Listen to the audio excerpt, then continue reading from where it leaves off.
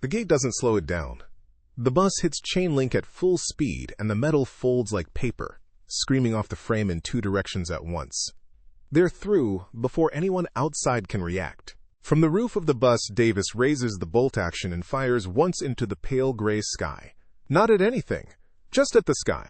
It is somehow the most triumphant sound in the world. That's the last 5 seconds. Back up 18 hours, and almost none of these people think they're going to be on that bus. The white fog breaks before they can see anything clearly. Gravel underfoot, cold pine air. Conan's voice barely a whisper. Where are we? Why does it smell like pine trees? Why can I hear? He stops. And then, from every direction at once, the first moan begins. Jameson's camera is already rolling. He doesn't decide to raise it. His hand just moves, lens pointed at the dark tree line where the sound is coming from. Old instinct. Bad timing. Perfect timing. Kibben doesn't run with them immediately. He stands 1 extra second in the road, fingers finding the cord necklace at his throat. He counts the strands by feel. Then he snaps the second one, tucks it away, and runs. They sprint for the only light visible, a flickering canopy at the Harlow gas station, and they don't stop running until cinder block is at their backs and plywood is against every window. Inside, the shelves smell like old motor oil and desperation. They're not alone inside. A county deputy with no radio signal and eyes that keep going to his holster. A truck driver who hasn't said a word.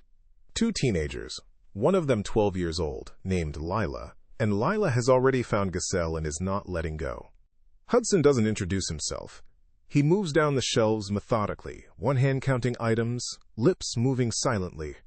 By the time he reaches the back cooler, he knows exactly how many hours they have before the food problem becomes the only problem.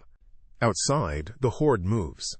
Mert is watching through a gap in the plywood when he says it quietly, almost to himself.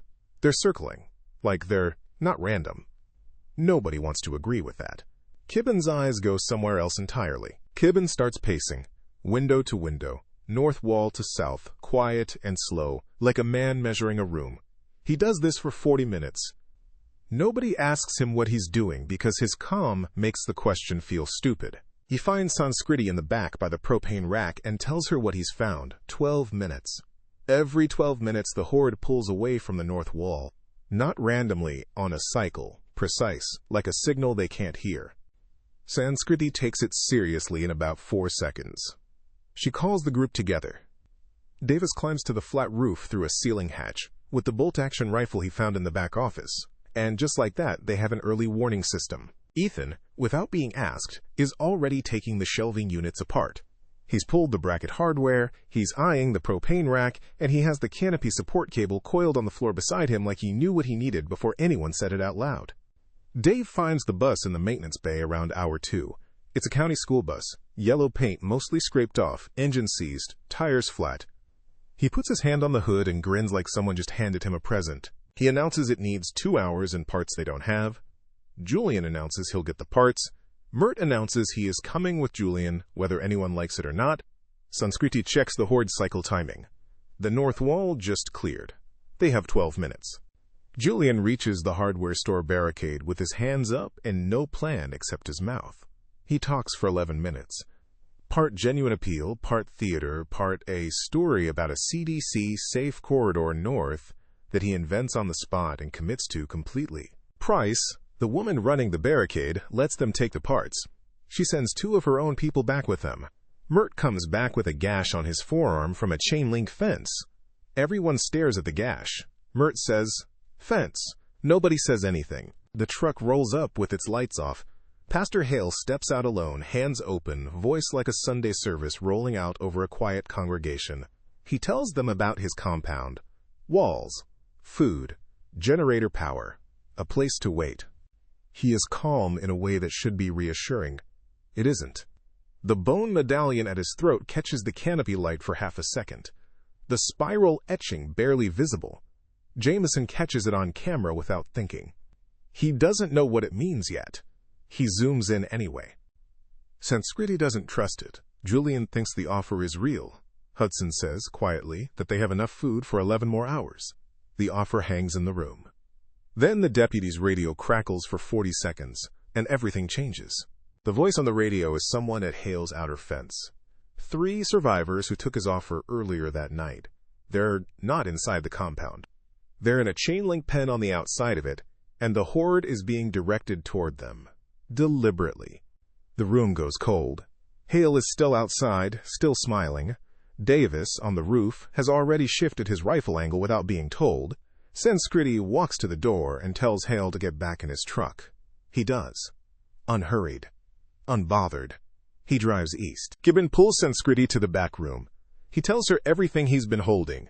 The subsonic frequency emitter. The outbreak 8 months ago in a town called Verity Crossing that was never publicly reported. The same organized horde movements. The same single figure at the edge of the chaos. Hale. When Sanskriti asks how he survived Verity Crossing, Gibbon looks at her with that calm that has always felt slightly wrong and says only, "The Undertow pulled me out before it finished." She doesn't fully understand that. Neither does anyone listening at the doorway. Ethan finishes the bus at the 1 hour 50 mark. Welded rebar cage on every window. A fuel drum battering ram bolted to the front bumper. The canopy's cable lighting hardwired to the bus's electrical. Point it forward, flip a switch, blind anything in the road ahead. Dave turns the key. The engine catches on the third try. A deep rolling groan that shakes dust from the bay ceiling. He pumps his fist once, quietly, because that's all he needs. Then the sound draws the first wave of infected toward the bay wall. Mert and Ethan are finishing the last roof weld when an infected comes over the fence. It catches Mert's jacket and takes him off the bus roof. He hits the gravel. 3 seconds of everyone completely frozen. He kicks free. He scrambles up. They pull his jacket back and check his arm. The gash is still just a gash. No heat, no color change, no turning. Giselle has Lila's face turned away from the window. Conan laughs so hard he has to sit down. Hudson watches Mert's arm all night. He doesn't say this out loud. He doesn't have to. Sanskriti lays out the plan. They don't hide. They drive the bus directly to Hale's compound, hit the 12-minute gap, breach the fence, and take the medallion. Without the emitter, Hale loses the horde. The horde becomes chaos, and chaos turns inward. Andrew takes the wheel without discussion. It's the most natural thing in the world. Hand light on the gear shift, both side mirrors checked, foot on the clutch. The engine settles into a steady idle under him like it was always his. Davis climbs back to the roof hatch and settles in above the rebar cage with the rifle. Julian rides up front. The timing window opens in 4 minutes. Andrew puts the bus in gear. Nobody is quiet, but nobody is panicking. That's something. The 2 compound guard tower spotlights are watching County Road 9 when the bus comes out of the tree line. Davis fires twice from the roof before either light can fix on them. Both go dark.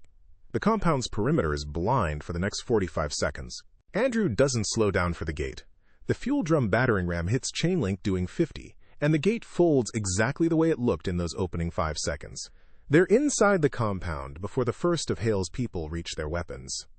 The horde, untethered from the emitter signal for the first time all night, floods the breach behind the bus. Hale's armed followers scatter. The compound becomes its own trap, and Hale retreats to the chapel. Gibbon walks into the chapel first, alone. He doesn't kick the door. He just pushes it open and steps inside, the same way he does everything. Like the outcome is already settled, and he's only here to confirm it. Hale sees him and something breaks open behind his eyes, all of it. The composure, the preacher's cadence, the surgical calm. He says, "Verity Crossing." And then, "You should be dead." He means it like a fact, not a threat. Hale grabs for the medallion's trigger and activates it at close range, trying to flood the chapel with infected. They pour in through the side windows. In the struggle, the leather cord snaps. The bone medallion hits the chapel floor and skids into a pew shadow. Without the signal, the horde loses shape. The organized pattern dissolves into pure chaos. And Hale, the architect of everything, is just a man in a dark room with no walls left between him and what he built. He goes down in the flood he designed. Gibbon picks up the bone medallion from the floor. He holds it for a moment without looking at it. Then he puts it in his pocket and walks back out into the dawn light. Andrew has the bus running at the main gate. Everyone is aboard. The group, Lila, Price's 2 people, the truck driver, the deputy. Davis is back on the roof. He fires 3 times to clear the road. Then he fires a 4th time. Symmetry, he says. Felt right. Conan is crying and laughing simultaneously and cannot explain which is winning. Gazelle has not let go of Lila's hand since the chapel. Mert's arm gets checked one final time by Hudson. Clean, no change, no fever. The bite scare is officially a false alarm. Hudson's expression as he releases Mert's arm says he will be watching for a very long time. He doesn't say this out loud. He doesn't have to. Mert's smirk comes back, shaky and real, and that's almost enough. Jameson is pointing the camera out the rebar-caged window at the sunrise coming over the pine line. The light comes through gray first, then pale gold, then something that is almost warm. It is the first beautiful shot of the entire episode. He doesn't say anything. He just lets it record. The bus reaches the far edge of County Road 9 heading north, and the fog comes in from both sides faster than weather has any right to move. Not pine forest fog. The undertow's white. The road disappears ahead of them, and Andrew does not take his hands off the wheel. The white takes everything. The road, the bus, the pine trees, the pale gold light. And then there is no bus. No county road. Just the group, drifting weightless in a long, dark corridor. Riveted steel curved walls on all sides. The smell of rust and recycled air. A ship. Deep space. Jameson's camera plays back on its small screen without being prompted. 3 seconds of neon casino light from the previous world, still real, still there. He didn't press anything. It just plays. Jupiter the cot drifts past them through the corridor, tail curled, entirely unbothered. She rounds the curve ahead and disappears. Nobody says anything about this. Nobody has words for it yet. Kibben reaches up and finds the cord necklace at his throat. He pinches the strand, the one he's been saving, and snaps it cleanly. It curls away into the dark corridor, drifting, gone. He watches it go. Then he says quietly, 2 down. No one asks him what that means yet. The corridor hums around them, deep and steady, like something enormous breathing. And the episode ends there. In the dark, in the hum, in the space between one world and whatever comes next. The corridor doesn't stay empty for long. Somewhere ahead, past the curve where Jupiter disappeared, there's a sound. Not mechanical. A door. Heavy. Pressurized. Like something being unsealed from the inside. Sanskriti is the first to move toward it. She doesn't drift. She pushes off a wall strut and glides deliberately, like she's already decided that forward is the only direction that matters. The others follow without needing to be told. Conan grabs a wall pipe as he drifts past it and misses, spinning slowly. He stares at his own rotating hands for a full second. Okay, he says. Okay, we're in space now. That's a thing we're doing. Cool. This is fine. Mert, rotating beside him, grabs Conan's sleeve without looking. He steadies them both against a conduit pipe running the length of the wall. He says nothing. The smirk is there, but quieter now. The kind that means he's thinking. Hudson floats near the rear of the group, with his arms crossed tight over his chest. Not for warmth, just something to hold. He's counting. He counts without meaning to. The rivets on the wall panel to his left. 32. The number of seconds since Kibben said, 2 down. 14. Jameson is filming the corridor. Of course he's filming the corridor. But he keeps tilting the lens back toward Kibben. Shortcuts. 2 seconds each. Then away. The way you circle something you want to ask about, but don't know how to frame the question yet. Kibben is holding the bone medallion shard in his palm. He hasn't pocketed it yet. He just holds it, spiral side up, watching the carved lines catch the faint blue-amber light bleeding from somewhere ahead. The shard is warm. The door at the end of the corridor is a bulkhead hatch, circular, rusted at the seam, with a manual wheel lock. It's already turning, slowly from the other side. Someone, or something, is opening it for them. Davis is the one who reaches it first. He didn't drift. He walked the wall, using mag-grip boots none of them remembered he'd taken from the compound's equipment locker. He plants himself in front of the hatch, back to the door, facing the corridor.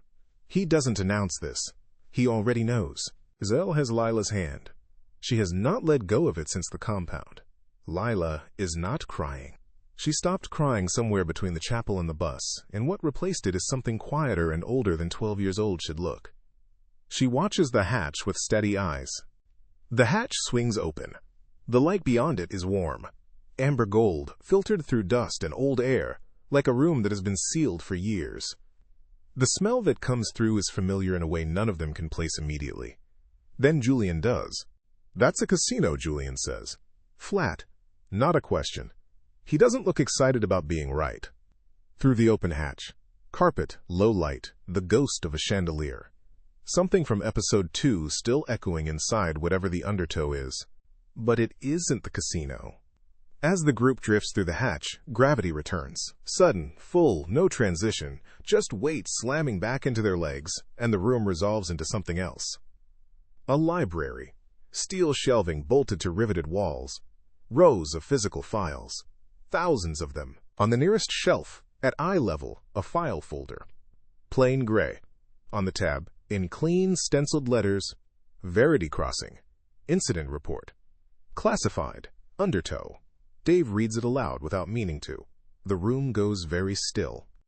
Kevin walks to the shelf slowly and puts his palm flat on the file. He doesn't open it.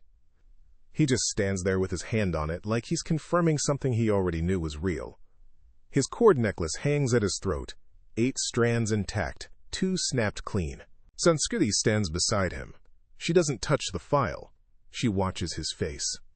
Then she looks at the shelves around them. The rows extending in both directions, each folder a different name, a different world, a different incident. There are hundreds. Maybe thousands. Jameson is filming all of it. He pans slowly from shelf to shelf, and on the small screen his camera throws back the corridor, the light, the files. All of it real, all of it recorded. Evidence. He doesn't know yet what it's evidence of, but he's keeping it.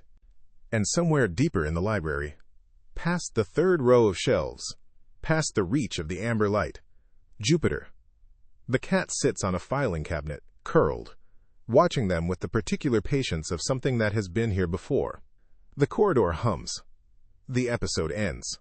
Sanskriti moves first, pulling a single folder at random from a shelf 3 rows over. The tab reads Caldwell Basin, Containment Failure, Classified, Undertow. She opens it. Inside, photographs, incident maps, the casualty counts stamped in red. Different world. Same spiral. Hudson has already begun counting the folders. His lips move silently, systematically working shelf by shelf from left to right. He stops after 2 rows and doesn't finish. Some numbers you don't want confirmed. Conan pulls 1 folder out sideways by accident and 3 more cascade off the shelf. He scrambles to catch them, reads a tab, freezes. He sets them back very carefully and does not make a joke. That, more than anything, tells the room how serious this is. Kibben finally lifts his palm from the Verity Crossing file. He doesn't take it with him. He steps back and looks at all of them. The whole group, Lila, Price's people, the deputy, and something in his expression shifts. Not fear. Recognition. Like a man who has finally found the map for a road he already walked. Jameson lowers the camera from his eye for the first time in the episode. He looks at the screen at everything he recorded, and then back up at the library. He raises it again, because someone has to be the one who doesn't look away. Deep in the stacks, Jupiter drops silently from the filing cabinet and pads forward into the amber light, then past it, into a dark aisle none of them noticed before. A single folder slides from a shelf on its own and falls open on the floor ahead of where the cat disappeared. The tab faces up. It reads, Next.